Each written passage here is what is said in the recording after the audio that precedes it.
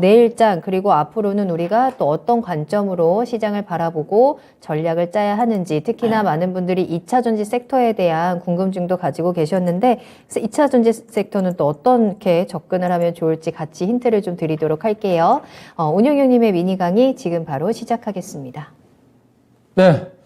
오늘 주제는 종목 차별화 장세는 지속된다. 요즘 제가 거의 이 시간을 통해서 얘기했던 자체가 종목 장세. 지난주에도 제가 주도 업종 부각이 쉽지가 않다. 종목 장세다. 그렇게 얘기했지 않습니까? 네. 지수는 박스권 2430에서 2530포인트 사이기 때문에 그런 쪽에서 오늘 또 다시 말씀 좀 드리고 싶은데요. 최근에 이제 시장 자체가 1월 달에 지수가 빠르게 올라온 것 자체들을 보게 되면 낙폭과대 종목 중심의 반등이라고 했습니다. 업종별로 보게 되면 업종 지수로 따지면 가장 많이 뜬 게 전기전자 업종이라고 그랬고, 그 다음에 많이 뜬 게 네이버 카카오가 소속된 서비스 업종, 그 다음에 증권 업종이라고 그랬어요. 전기전자 쪽에 하이닉스가 20% 올랐고, 그 다음 삼성전자가 12, 3% 정도 오른 걸로 알고 있는데, 이게 작년도에 가장 많이 빠진 게 네이버 카카오가 평균 50% 빠졌고요. 종합주가 지수는 25% 떨어졌는데, 그 다음에 SK 하이닉스가 43% 떨어졌거든요. 작년 1년 동안. 종합주가 지수가 25% 떨어졌는데, 삼성전자는 종합주가 25%인데 30% 떨어졌어요. 이게 많이 떨어진 것들이 올랐어요. 그 다음에 증권업종도 올라갈 이유가 없는데, 실적도 거의 뭐 10분의 1토막 났거든요. 근데 어제 올랐다가 오늘 바로 빠져버리잖아요. 그게 순환매거든요. 이게 증권업종도 워낙 많이 빠져서 그래도 상대적으로 올라왔던 것 같아요. 이 말은 무슨 말이냐? 낙폭과대 종목들 중심으로 해가지고 2450까지 빠르게 올라왔다. 지금 지수가 이제 못 간 이유 자체가 낙폭과대가 마무리가 좀 되면 이제 실적이 좋은 종목들이 시장을 이끌고 가야 되지 않습니까? 근데 알다시피 최근에 발표되는 실적들을 보게 되게 되면 지금 계속 제가 체크를 하고 있는데 어닝 쇼크의 연속이거든요. 오늘 또 제가 실적 체크를 했지만 앞서 얘기했다시피 롯데케미칼이 시장의 가이던스가 1200억인데 거의 3900억 적자가 났어요. 예. 이게 결국 이제 지금 IT가 끌고 가고 있는 쪽인데 IT 외에 다른 소재라든가 산업재 관련 섹터들이 끌고 가야지 시장의 종합주가 2,500을 돌파할 수가 있는 건데 실적도 부진하고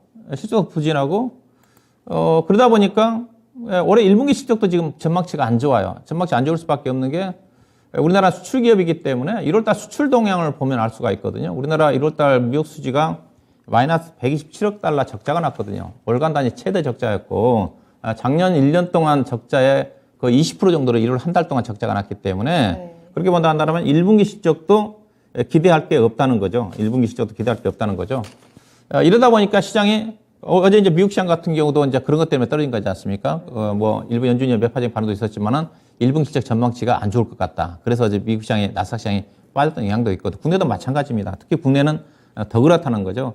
작년도 실적들이 계속 실제 하향 조정되다 보니까 현재 작년도 실적 기준으로 해가지고 단기 순이 계속 하향 조정되고 있거든요. 그 이유가 앞서 얘기했다시피 기업들의 영업이익보다 단기 순 손실이 가파르게 적자나는 기업들이 많다 보니까 단기 순이익이 지금 132조 원 정도 추정을 하고 있어요. 근데 132조 원도 제가 보기에 안 나올 것 같아요. 거의 지금 현재까지 작년 4분기 때 단기 순이익 가이던스가 22조 원인데 지금 7조 원밖에 안 나오고 있거든요. 원래 24조 원이 목표인데 안 나올 것 같아요. 그럼 작년도 실적 기준으로 하면 PER이 약 14.5배입니다. 14.5배. 그 다음에 올해가 중요한데 올해는 지금 142조 원 정도를 예상을 하거든요. 작년도 132조 원이면. 이게 별로 증가되지 않습니다. 증가되지 않는 이유 자체가 SK 하이닉스가 67조 원대 적자가 나고 그 다음에 삼성전자도 올해 단기 순이익 급감을 하니까. 그러다 보니까 2023년도 PER 기준으로 따지면 13.5배입니다. 그럼 13.5배가 싸냐 비싸냐? 비싸거든요. 우리나라 현재 선진국들의 PER이 유럽의 선진국들의 PER이 지금 12배, 13배거든요. 미국의 S&P 500 기업들이 18배니까. 그러다 보니까 시장이 빠르게 못 간다는 거 밸류에이션 부담 좀 느끼고 있다고 좀 봐야 될 것 같고. 그 다음에 우리나라 시가총액 상위 종목들, 삼성전자, LG에너지솔루션을 중심으로 해서 현대차라든가 관련 종목들의 PER이 현재 36.5배입니다. 너무 높죠. 뭐 여기에서 LG에너지솔루션이 차지하는 비중이 많아서 그런 부분도 있지만은 그러다 보니까 최근에 외국인 매수가 유입되고 있지만 선별적으로 유입된다고 좀 봐야 될 것 같고요. 그래서 시장을 이러다 보니까 지수가 빠르게 가지 않는 거고, 그래서 시장을 본다면 업종 순환매 성격이 좀 강하다. 아니면 주도 업종이 나타나야 되는데 현재 주요 산업들과 관련된 업종이 뚜렷하게 좋아지는 산업들이 없어요. 그러니까 시장을 주도한다는 것 자체는 전기전자, 그다음에 자동차라든가 산업재 소재가 움직여야 되는 건데 IT만 가지고도 쉽지가 않거든요. 지금 삼성전자가 주가가 좀 올라와서 올해 예상 실적 PR이 지금 27배 되는 수준이고 SK 하이닉스는 적자니까 안 나오니까. 근데 그 두 종목들이 계속 끌고 가기가 쉽지가 않거든요. 너무 올라와 있기 때문에. 그럼 다른 것들 앞서겠다시피 철강이라든가 화학이라든가 자동차라든가 이들 종목들이 가야 되는데 아직은 수출 지표로 봐서는 뚜렷하게 좋아지지 않는다. 그래서 주도 업종이 나타나기가 쉽지 않다는 거죠. 그래서 순환매 성격을 통해서 그다음 시장이 안 가는 게 아닙니다. 저는 시장은 간다는 쪽이에요. 점진적 우상향입니다. 주식은 조정 시점마다 적극적으로 사셔야 되는 거고요. 사셔야 되는 거고 다만 여러분들 주가가 올라갈 때 따라 사서는 안 된다. 조정권에서 천천히 간다.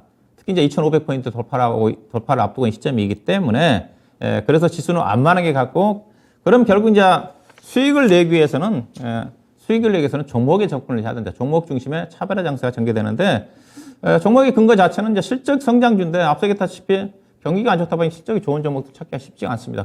그러다 보니까 실적이 그나마 성장하는 주식들, 다른 것들은 앞서 얘기했다시피 경기 관련 종목들이 작년도 실적이 안 좋고 올해 실적 1분기 때 좋으면 갈 건데 우리 1분기도 안 좋다 보니까 그래서 2차 전지 쪽으로 그나마 2차 전지는 역성장은 아니니까 그래서 그쪽으로 관심이 쏠린 거예요. 만약에 산업재라든가 소재 관련 종목들이 확실히 실적이 좋아진다면 2차 전지 종목들이 못 갈 겁니다. 왜냐하면 수급이 분산되기 때문에.